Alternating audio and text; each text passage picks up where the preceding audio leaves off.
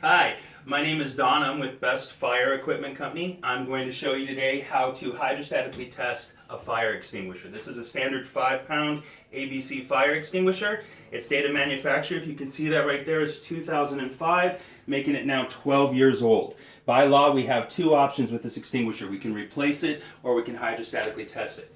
You can tell by the condition of the shell. The label is in beautiful shape. There are no dents or damages. Our gauge is reading at 12 o'clock that this cylinder is in perfect shape and worthy of hydrostatic testing. So the first thing I'm going to do with this is I'm going to make sure this extinguisher is up to weight. The way I do this, we have scales that we check every morning to make sure that they weigh accuracy, that we also have inspected by Weights and Measures once a year. I'm going to verify that the weight is within the variance on the label. The weight should be between 8.5 and 8.9 to get correct. Once I've confirmed that the chemical is inside of the extinguisher to the weight required, I'm going to go ahead and remove the hose. I'm going to take my nitrogen line, I'm going to attach it to my hose, and I'm going to discharge to make sure there are no obstructions in the hose. These extinguishers are only pressurized to about 195 psi, and it does not take a lot to block the hoses. I'm now going to take my test adapter, and I'm going to put it in what's known as the mouth of the extinguisher. Once that's firmly in, I'm ready to quick connect to our closed recovery system. I have to pop the pin. The easiest way I find to do this is I simply turn it like a car key. It's going to pull the seal completely off. When I'm removing the pin, the first thing I'm doing is checking to make sure that the pin is not severely damaged and there's nothing impeding people from pulling it from the handle quickly in case of an emergency. Okay? Once I have my nozzle attached and I have my pin pulled, I'm going to handle the extinguisher from the bottom handle. I'm going to bring it over to our Getz machine, hook it up, and discharge it into our hopper. Now we're very careful when we do this to make sure we do not mix up our chemicals. Okay? So I want to make sure that what is in here is also what I'm storing in my hopper. As you can see, a fire extinguisher only takes approximately 16 to 18 seconds to fully discharge. Once it's done, I'm going to verify it's been emptied out. I'm going to remove the quick disconnect, at which point the extinguisher has been mostly discharged. You can see now that the gauge is to the left as you face it. This indicates whether it's been serviced or not, a complete discharge of the extinguisher. I'm next going to take the extinguisher and I'm going to pop the head off of the top of it. Now we have several components here for the fire extinguisher that we need to check to make sure it's working functionally. First, we want to check our gauge. We want to make sure the crystal, which is the cover on top, is cleared and completely unobscured of any kind of coloring, cracks, or bad usage. We want to make sure that the down tube or the siphon tube is in good shape and there's no damage on it. Then we're going to take our fire extinguisher and completely remove whatever remaining chemical is in it. Now when we do this, we scrap this chemical out. But we want to make sure there's no residual powder in the shell before we hydrostatically test it. Now, for those of you who do not know, a hydro test is a water pressure test required by the state of California that we have to do every 12 years, as I said on this. What it essentially details is the gauge is set to 195 psi. I have to go to the recommended test pressure on the fire extinguisher cylinder.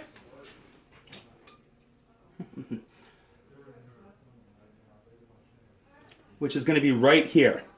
So I'm going to test it to 585 or approximately 3 times the gauge pressure to see if the shell will hold its integrity. Once I have that, would you mind hitting the fan for me? I'm going to make sure that there's no more particulate matter inside.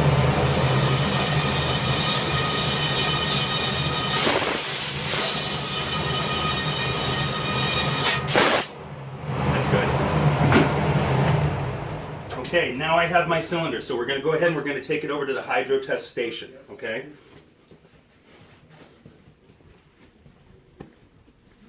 So our very first step is going to be over here to make sure that there's no corrosion, damage, or leftover residual chemical inside.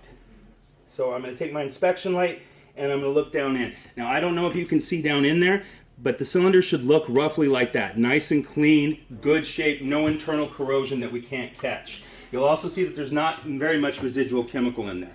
So then I'm going to take it to my handy sink here, and I'm going to fill the cylinder up with water. Now these here are known as test adapters.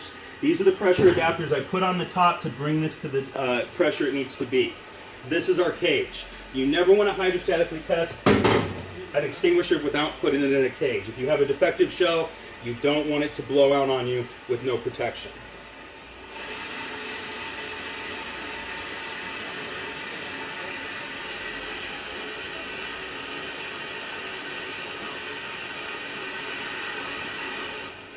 So once my cylinder's full of water, if you want to come over here, Eric, you'll see I'm pretty happy with it. There's no particulate matter floating on top of the water. It's a nice clean cylinder. We're doing nothing but testing it, but we fill it completely up so there's no room left for it. Okay, then I'm going to take my test adapter here, and I'm going to make sure it is firmly put all the way onto the extinguisher shell. What we don't want is any false leaks. If I don't tighten it down, if I catch the O-ring, it can bleed pressure from the neck and tell me that it's losing pressure when it's not. Okay? This is my tester right here. We're going to attach that to the top of the cylinder. And then we're going to place it in the cage to make sure we can still see it, so if there's any bulges or distortions, but if anything unforeseen goes wrong, I'm protected. This is my hydro tester. This is my master pressure gauge. I'm going to make sure that this valve is closed so no water escapes through, and then I'm going to open this valve, which is going to allow water to flow down and start to fill the cylinder. Then I'm slowly going to start bringing it up to pressure. I should not bring it up all at once. You want to bring it up slowly,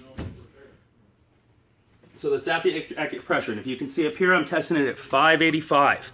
Okay, and what I'm looking for is for the gauge to move at all. If the gauge stays standard, if I see no bulges or distortions coming out of the cylinder while it's under that kind of pressure, then I know the cylinder is good. I want to hold that for about 30 seconds. Once it's held for 30 seconds, my gauge is still up there, I don't see any leaks, any bulges or distortions, I'm going to go ahead and release the pressure. Now this is release the pressure from inside the shell, at which point it's safe for me to remove the quick disconnect. Now I want to take the extinguisher, I'm going to bring it up to here, and I need to make sure that all of the water has been drained out of it. Now when we do this, we take very careful records on what we're doing by serial number, age, date, and customer. This way, if there's any problem in the future, we know whether it's been sufficiently hydro tested or not. And we keep those records for many, many years to make sure that these are being serviced the way they're supposed to be serviced.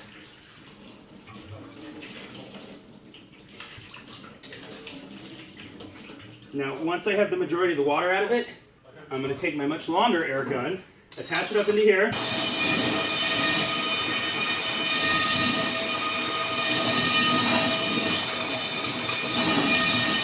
to make sure I get the vast majority of that moisture out.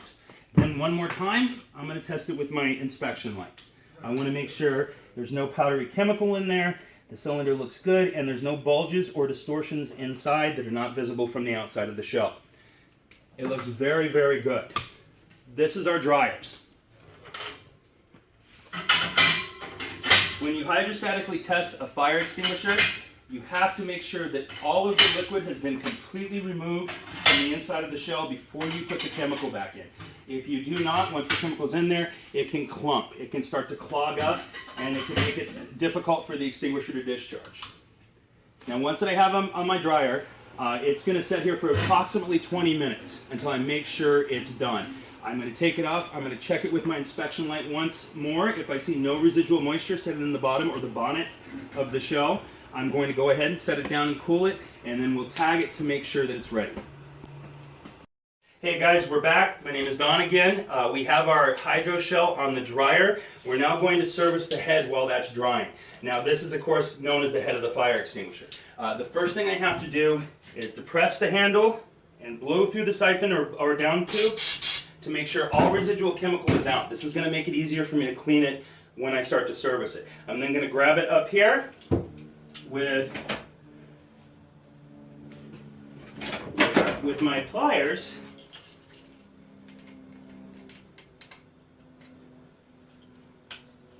to break it loose. These come machined on, so the first time you take them apart, they're fairly stiff. Now I have to emphasize at this point that even when we're not doing hydros, your standard fire extinguisher should be taken apart once every 6 years from the date of manufacture. So as of right now, we are servicing extinguishers that are 2011s as far as the teardowns. I've removed the O-ring. As you can see, this is the old O-ring. We want to replace it to make sure it has a good seal. I've set apart the spring and the down tube, and now I'm going to remove the valve stem. I pop this out, and this is your standard Amerex valve stem. So what we're going to do is we're going to start with the head of the extinguisher. Now, if you were to look into here, you'll see that it's fairly clean. It's because it's been properly maintained. However, there is still a little residual chemical in there. So I'm going to take it, I'm going to clean it out, I'm going to put a little clean solution into it, and then I'm going to clean it with my service brush. Now what I'm looking for is basically to make sure that the airtight seal that I want to create inside has no particular matter up there that can cause breaks or leaks in the pressure. So you want to make sure you're relatively thorough. Then I'm going to take the extinguisher one more time, and I'm going to make sure all the cleaning solution is out of it. You notice when I do this, I'm very careful not to get it on the gauge. We don't want to put any kind of solvent or cleaner on there that would discolor or ruin the gauge for you. Once I make sure it's dried and clean inside, I'm going to go to my O-rings. Your standard Amerex takes what's known as an OR27. This should be replaced every time the extinguisher is taken apart. Not only can they cross-thread, but nitrogen itself is very dry and can wear out the rubber. Okay, so we have our cleaned head. I've now placed an O-ring on there. Next, I'm going to check what is known as the valve stem. The valve stem is the piece of equipment inside that actually presses up against it with the spring and keeps it from accidentally discharging on you. I want to make sure that the rubber is in good shape, there are no cracks or tears or deformations. First thing I'm going to do is again take my cleaning solution, and then I'm going to thoroughly clean it so I can get a good view of it, and I make sure when I reseat it into the head that there is no particular matter on it. Again, we use nitrogen for this. We use it because it has such a low dew point and it leaves no residual moisture inside of the shell. If you were to use regular oxygen, you're going to have moisture in there. This is not very good for dry chemical fire extinguishers. Once I make sure it's dry and it's clean, I'm going to take a little bit of sealant and lube and I'm going to attach it to the back O-ring of the valve stem. Okay? As you can see, it does not take much. Then I'm going to reseat this in the head of the extinguisher. I'm going to take my spring, set it back in the extinguisher, take my down tube, and reattach it. Lastly, I'm going to check to make sure that it's smooth, nothing's catching, and it's not sticking when I depress the handle. Finally, I'm going to take a little bit more of my sealant and lube, and I'm going to lube the rubber component here so that when I put it back into the extinguisher head, it protects it from that dry nitrogen and allows it to make a cleaner seal. And that is a serviced head of the fire extinguisher. Hey guys, this is Don. I'm back. We now have our shell off of the dryer. It's been approximately 30 minutes. As you can see, there's no residual moisture inside. It's nice and dry. I don't know if you're going to be able to get in there to see that, but we have nothing in there that we're worried about sticking or clumping. Now, again, weight is very important on these. If you were to look at your fire extinguisher, right up here, you're going to see that there is a variance, how much chemical there should be in this. It's very important when we service these that we get it up to that weight because that's what your fire ratings are actually dependent on. Okay, so the very first thing I'm going to do is make sure that my scale is reading accurately. For this, I want to take into account for the adapter I have in the head. As you can see, once I remove it from the scale, I've now taken that weight into account. Okay, so when I set my head on there, I am only weighing the head. Then I'm going to place my shell on there. Of course, the body of the extinguisher is known as a shell. And my hose, which again, I've already checked earlier, but you want to make sure is free of obstructions. Once this is done, I'm going to attach it to my Getz machine, the same machine we removed the chemical from. Make sure it's sealed and turn it on. Now you'll see from this gauge that it's beginning to fill. Now we use the Getz machine in our clean room because of its accuracy. It's a great piece of equipment. It keeps us from accidentally overfilling and it gives me much more control over what it is I'm doing. Now once we see that start to jog, we're going to go ahead and kill the pressure. Okay, and you'll see it continue to flow in and we can keep a pretty good idea of our weight. Now again, we're looking for between 813 and about 8.5 on the weight of this extinguisher. So once I have my chemical in there, and And it's very important when you do this that you're losing as little as possible. The effective chemical in here is what's known as the fines. It's a very fine particulate chemical, and when it starts to come out in big clouds, you're actually degrading the fire potential of the extinguisher. Okay? So we want to make sure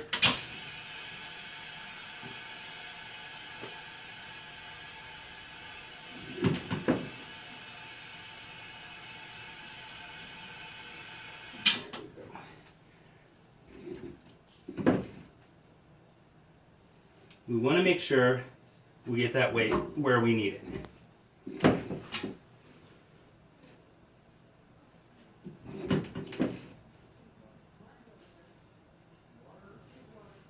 Okay.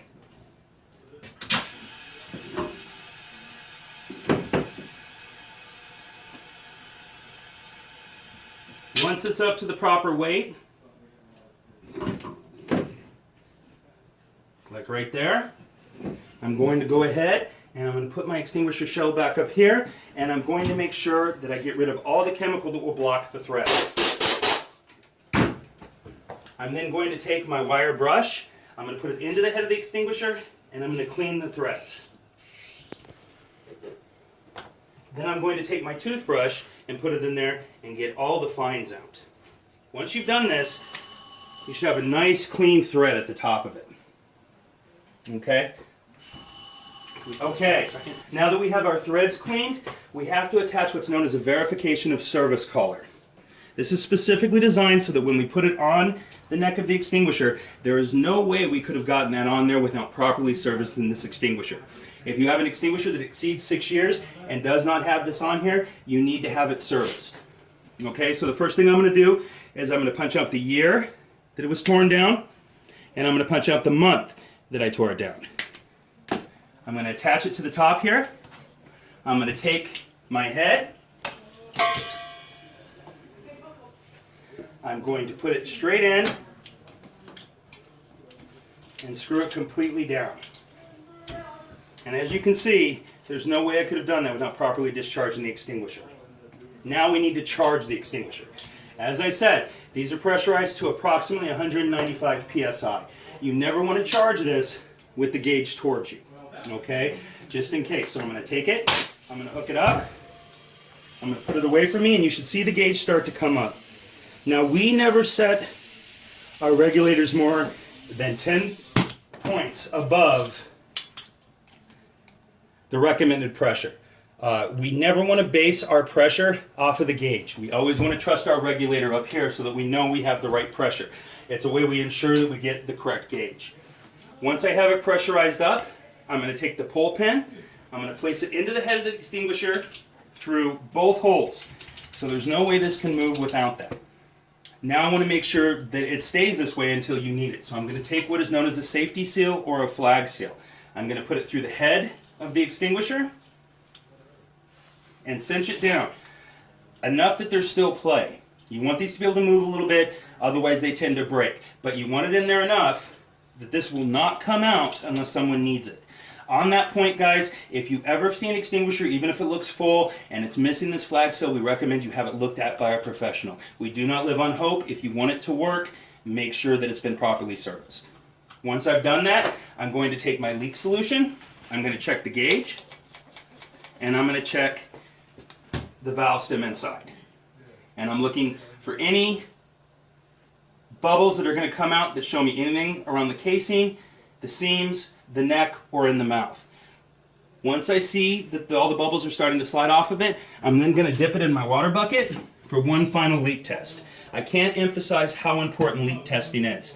If you get a small leak, you may not notice it for 3 or 4 months. So this is our last chance to make sure that when you get your extinguisher, it is servicing the pressure it needs. Now, as you can see, once all the extra air bubbles are gone from the mouth and the neck, we have no more air bubbles coming up. Everything down here is sealed. This is going to give me a reasonable certainty that this extinguisher is holding its pressure. So lastly, I'm going to pull it out, and I'm going to glance into the mouth to make sure I see no fine bubbles coming out.